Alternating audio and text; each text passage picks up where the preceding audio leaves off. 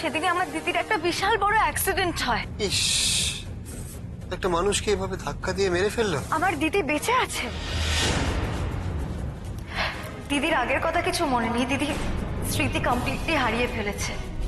ওর ভীষণ জ্বর, খুব জ্বর এসেছে। আমলকিরও জ্বর, চন্দনেরও জ্বর। মনে হচ্ছে দুজনেই যেন আগে থেকেই কোনো এক অজানা সুতোয় বাঁধা।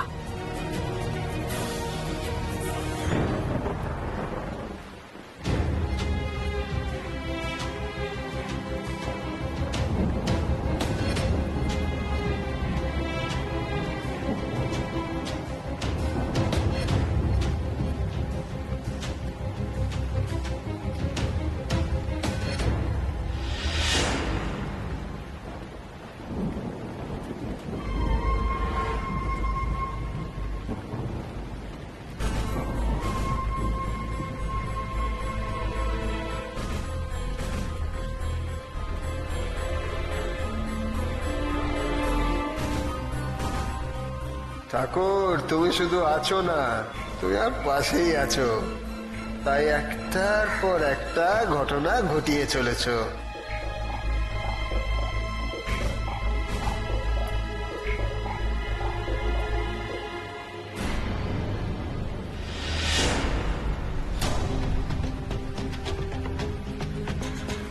আসলে আসলে দোষটা আমারই। আমার বোঝা উচিত ছিল যে বড় লোকের মেয়ে, গাড়ি চড়া অভ্যেস, সেইভাবে গ্রামের রাস্তায় কি করে হাঁটবে। না না, তেমন কিছু না। আমি যা বোঝার আমি বুঝে নিয়েছি, এমন কিছু না। বড় হিলের জুতো এরকম বৃষ্টি ভেজা গ্রামের রাস্তায় হাঁটা সম্ভব না, তাই তো? বড় লোক বলে আপনি আমাকে খোটা দিচ্ছেন? আচ্ছা, বড় লোক তো আপনিও। তার মানে কি আপনি সবসময় সুটেড বুটেড হয়ে বড় গাড়ি করে ঘুরে বেড়ান নাকি? আচ্ছা, বাই দ্য ওয়ে, আপনি আজকে এরকম পোশাকে কেন? হাতে চাদর, আপনি কি হিমালয়ে যাচ্ছেন নাকি? এই রে, এবার কি গল্প দেব? জামা কাপড়ের জন্য তো কেস খেয়ে গেলাম। চলুন।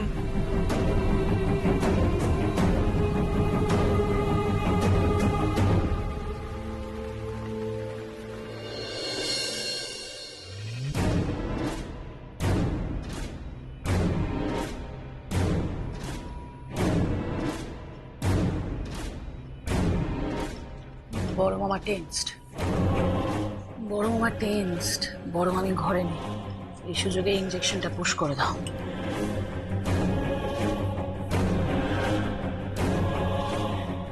বড় মামা, হ্যাঁ বলছিলাম যে চন্দনার জ্বর তো কমছেই না, বরং বেড়েই চলেছে। আমি ইঞ্জেকশনটা দিয়ে দিই? তুমি যা ভালো বোঝো তাই করো বাবা, আমি আর ভাবতে পারছি না। আচ্ছা আচ্ছা মামা, তোমাকে চিন্তা করতে হবে, আমি দেখছি। হ্যাঁ, আমি দেখছি।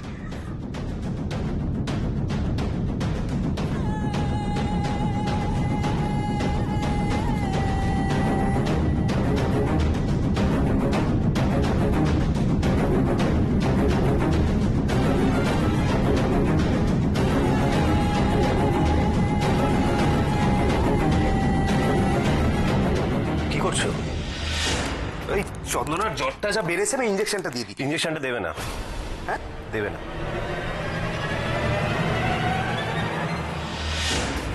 আবার দাঁড়ালে কেন? দুপা হাত না, খাটে শুয়ে দি।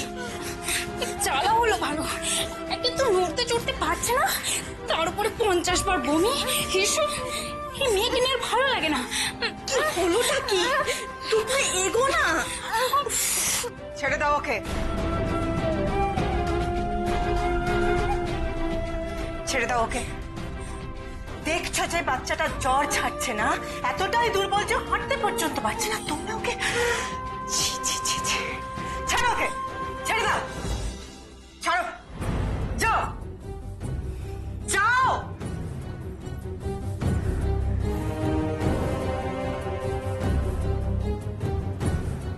এই আমলকিটা আসার পর থেকেই আমাদের কাজ যত বেড়েছে।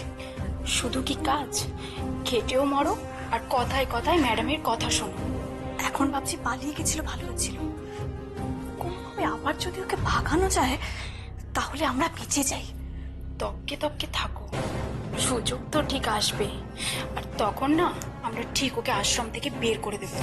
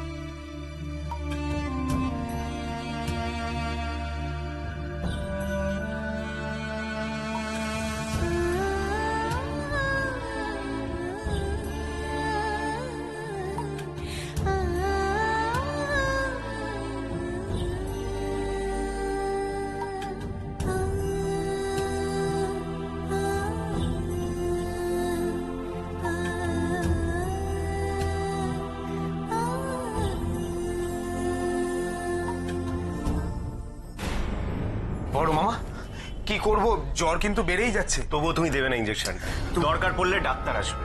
নিলয়, তুই ওর মনে খুব ভাবিস না চন্দনাকে নিয়ে? দেখতে পাচ্ছিস না ও ঘুমিয়ে রয়েছে, ওর প্রচন্ড জ্বর। আয় বাইরে আয়, জেঠুমনি, আয় জেঠুমনি, শোনো। আয়। এত সাহস তোর কি করে হয়? তুই সুভাষকে ইঞ্জেকশন দিতে বারণ করলি, তুই বারণ করার কে? বড় মামা, আমার মনে হয় নিলয় কোনো কারণে আমাকে সন্দেহ করছে। সন্দেহ করছে কেন? না না বড় মামা, আমার মনে হয় নিলয় কি বলতে চাইছে সেটা আমরা কেউই বুঝতে পারছি না। তুই একটু খোলাখুলি ভাবে বলবি কি বলতে চাইছিস? কি হচ্ছে কি এখানে এসব? বড় মামি, সুভাষ চন্দনার সেবা করছিল, আমার মনে হয় নিলয়ের কোনো কারণে সেটা ভালো লাগেনি। শ্রাবণী, নিলয় সম্পর্কে এরকম বলবি না। না না বড় মামি, মানে আমি সেভাবে কথাটা বলতে চাইনি, তবে আমার কেন জানি না মনে হচ্ছে যে চন্দনার ঘরে আমাদের আশাতে ছোট মামাদের সবার অসন্তোষ আছে। এটা তুই ঠিকই বলেছিস সাবু, রাগ তো ওদের হবেই। আগে আমাকে ভুল বুঝিয়ে কাজ হাসিল করতে পারতো, এখন তোরা চলে এসেছিস সেটা পারছে না। এসব কি বলছো তুমি দাদা? ভুল বুঝেছি মানে? আমি আবার কবে তোমায় ভুল বোঝালাম? বাবা বাবা শান্ত হও, কথায় কথা বাড়বে। জেঠুমনি, জেঠুমনি সরি, আমারই ভুল হয়েছে। আমি বোধহয় তোমাদের ঠিক করে বুঝিয়ে বলতে পারিনি। আসলে ওই ধরনের ইনজেকশন বারবার দেওয়াটা উচিত নয়, সেটা আমি জানি। তাই আমি সুভাষকে বারণ করেছিলাম। আর তুমি আমার কথাটা কি ভেবে বসলে? আর আমার যা বোঝার আমি ঠিক বুঝেছি। চন্দনার ক্ষতি হতে পারে সেই ভেবে তুই সুভাষকে ইঞ্জেকশন দিতে বারণ করেছিস। আর তোর বোন মোহনা, সে আবার সেই মেয়েটাকে আনতে গিয়েছে যাকে দেখে আমার চন্দনার আজকে এই অবস্থা। কেন মোহনা ওকে আনতে গেল সে কথার কোনো উত্তর আছে তোর কাছে? উত্তর থাকলে উত্তরটা দে। চন্দনার ভালো চাইছে। আমার মনে হয় বোধহয় এবার ঘরে যাওয়া উচিত। এসব ব্যাপারে আর বেশি কথা না বলাই ভালো। একটা শেষ কথা, ওই আমলকি যদি আবার এই বাড়িতে আসে আর তার জন্য যদি আমার মেয়ে চন্দনার কোনো ক্ষতি হয়, তাহলে এ বাড়িতে হাঁড়ি আলাদা করে দিতে আমি বিন্দুমাত্র দ্বিধা করব না। কথাটা মনে রেখো।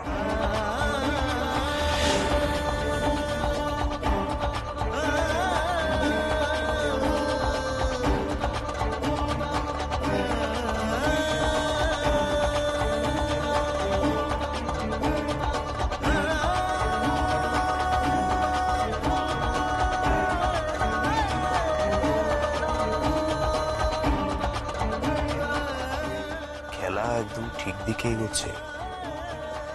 মোহনা কখন আসবে ওই মেয়েটাকে নিয়ে? তবেই তো 16 কলা পূর্ণ হবে।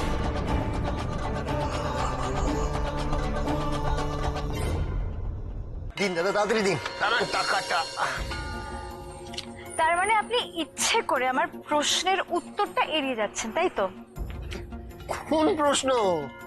এই যে এতক্ষণ ধরে যে আমি বলছিলাম যে বড় লোকের বাড়ির ছেলে হওয়ার সত্ত্বে আপনি এরকম সাধারণ পোশাক আশাক পরে কেন ঘুরে বেড়াচ্ছেন? চলুন মানে চলুন চলুন চলুন। মানে মানে কি, আমি আপনাকে একটা কথা বলতে চাইছিলাম সেদিন যে আমি আমি আমি আমি বড় লোক নই। কিন্তু আপনি সেদিনকে যে বললেন আপনি সেদিন বড় লোক ছিলাম, মানে সত্যি কথা বলতে আমি সেদিনও বড় লোক ছিলাম না, বড় লোক বাবার ছেলে ছিলাম। আর এখন এখন বাবা বললেন যে ঘরের খেয়ে বোনের মোস্তারালে চলবে না। আমি বললাম যে বোনের মোস্তারাবো, দরকার হলে ঘরের খাবো না। সে কি তাহলে এখন? তারপর বাবা সব বিষয় সম্পত্তির থেকে আমাকে ত্যায্য করলেন কাগজে কলমে। এখন ঘরে খাওয়া তো দূরের কথা, ঘরে ঢোকাও নিষেধ।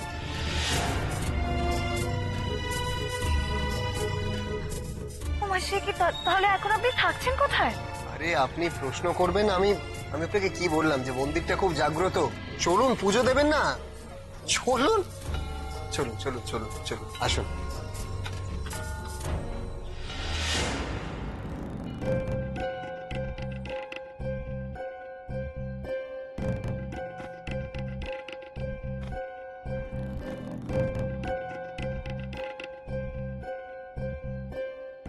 এই নিন।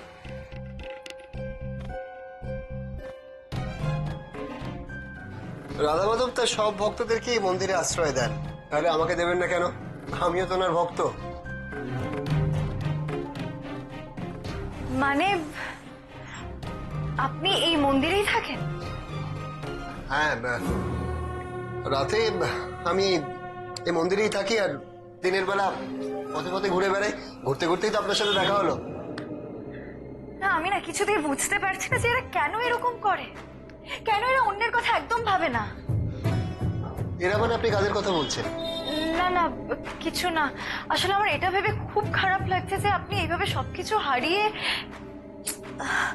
কি অদ্ভুত ব্যাপার বলুন তো, যে বাচ্চারা যারা যারা শুনতে পায় না, যারা কিছু বলতে পারে না, আমি এই অসহায় বাচ্চাদের মাথার উপর একটা ছাদ করার চেষ্টা করেছিলাম, আর দেখুন অদ্ভুতভাবে আমার মাথার উপর থেকেই ছাদটা চলে গেল। সেটা নিয়ে আমার অতটা দুঃখ নেই, কিন্তু আমি ভয় পাচ্ছি যে আমি আমি আশ্রমের জন্য, মানে বাচ্চাদের এই আশ্রমের জন্য টাকাটা জোগাড় করতে পারবো তো। তাই মন্দিরে সবসময় পড়ে থাকি, যদি যদি ঠাকুর রাধা মাধব আমার কথা শোনে। আর আর আমার বিশ্বাস যে উনি উনি আমার ডাক শুনবেন।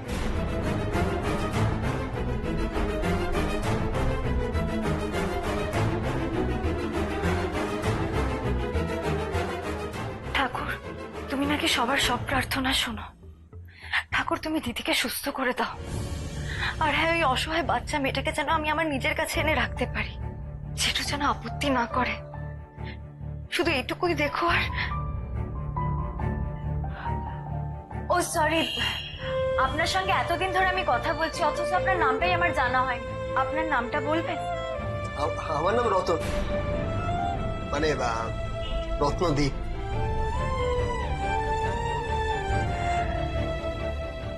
ঠাকুর, রত্নদ্বীপকে যেন পথে পথে ঘুরে বেড়াতে না হয়, দেখো।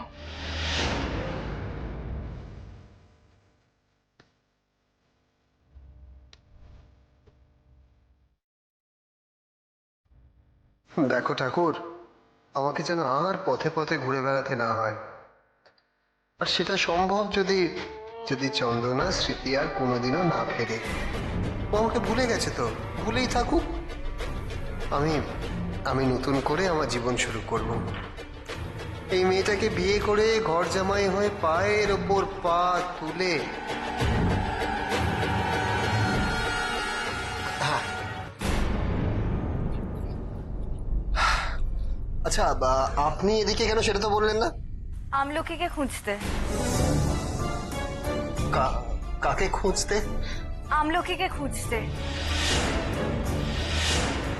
আর বিশ্বাস করুন, আপনাকেও খুঁজতে আমি এদিকে এসেছিলাম। আচ্ছা, আপনি আমলকির পিসিকে চেনেন না? হ্যাঁ, কিন্তু এর মধ্যে আমলকির কথা কোথা থেকে এলো? আসলে কি বলুন তো, আমলকির মা মারা যাওয়ার পর থেকে ওর পিসি আর পিসেমশাই আমলকিকে আমার জেঠুর অনাথ আশ্রমে দিয়ে গেছে।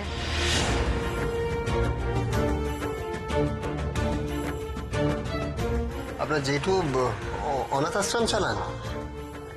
হ্যাঁ, আপনাকে বলা হয়নি। আরে সেই জন্যই তো আপনাকে আমাদের বাড়িতে ডেকেছিলাম, যাতে জেঠুর সঙ্গে আপনি সে ব্যাপারে কথা বলতে পারেন। আর সেখানেই দিদি আমলক্ষীকে গিয়ে দিয়ে এলো, রাখার আর জায়গা পেল না। উফ, পৃথিবী গোল কেন হলো কে জানে।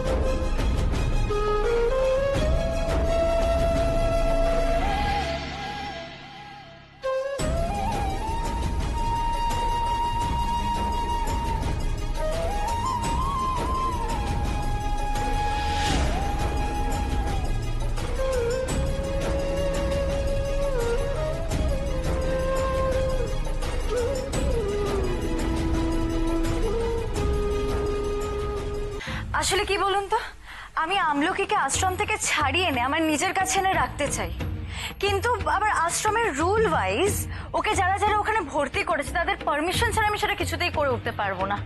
তাই বলছিলাম আপনি যদি আমাকে একটু হেল্প করেন, ওকে যদি ওখান থেকে বের করে আমি আমার কাছে এনে রাখতে পারি তাহলে খুব ভালো হয়। জানেন তো কি হলো, আপনি হঠাৎ চুপ করে গেলেন? না কিছু না, কিছু না। আমি এটাই বলছিলাম যে যদি ওর পিসিকে আপনি একটু বুঝিয়ে বলেন। হ্যাঁ, আমি আর পিসির সাথে নিশ্চয়ই কথা বলবো, কিন্তু জানেন তো যতদূর আমি জানি যে ওর পিসি টাকা ছাড়া কিচ্ছু বোঝে না। এই পারমিশন দেওয়ার জন্য হয়তো অনেকগুলো টাকা চাইবে। না না না না, যত টাকা লাগে আমি দেবো, সেই নিয়ে আপনি ভাববেন না, টাকা দিলেই হবে তো। হয়তো না না, কোনো হয়তো না, আপনি ওর পিসিকে রাজি করান। আচ্ছা আপনি এক কাজ করুন না, কাল সকালবেলা আশ্রমের গেটের সামনে ওর পিসিকে নিয়ে আসুন, আমি টাকাটা সেখানেই দিয়ে দেবো। যেভাবেই হোক ওখানে ওর পিসির কাছ থেকে পারমিশন নিয়ে আমলকিকে আশ্রম থেকে ছাড়িয়ে আমি আমার নিজের কাছে মেয়েটাকে রাখবো, যাতে ও ভালো থাকে সে খেয়াল রাখতে হবে তো আমাদের। এই বিষয়ে আমি আপনার পাশে আছি সব সময়। উফ, আমি আশ্বস্ত হলাম। আজ আসি, তবে কাল কিন্তু আপনার সঙ্গে দেখা হচ্ছে।